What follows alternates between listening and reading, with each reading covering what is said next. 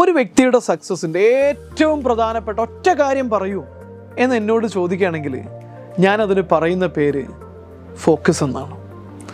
ഫോക്കസിനെ മാറ്റിവെക്കാൻ എന്തിൻ്റെ കൂടെ ചേർത്ത് കഴിഞ്ഞാലും ശരി, എന്തൊക്കെ ഉണ്ടെങ്കിലും ശരി, ഫോക്കസ് ഇല്ലെങ്കിൽ യു വിൽ ഗെറ്റ് നത്തിങ്.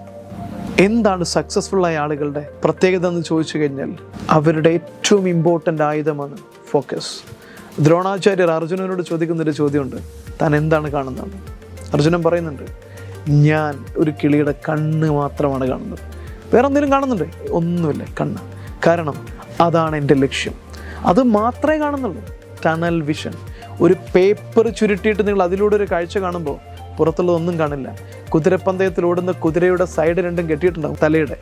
മറ്റെവിടേക്കും ചിന്തയോ കാഴ്ചയോ പോകാതിരിക്കാൻ വേണ്ടിയിട്ടാണ്. അതുതന്നെയാണ് സക്സസ് തേടി ദാഹിച്ചിറങ്ങുന്ന ഒരാളുടെ മനസ്സിൻ്റെ ഏറ്റവും വലിയ കരുത്ത്.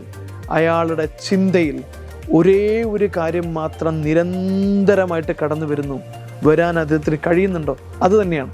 സോ പലപ്പോഴും പഠനങ്ങൾ പറയുന്നുണ്ട് 36,000 മുതൽ 60,000-ഓളം ചിന്തകളാണ് അത്ര ഒരു മനുഷ്യൻ്റെ മനസ്സിലൂടെ ഒരു ദിവസം കടന്നു വന്നത്.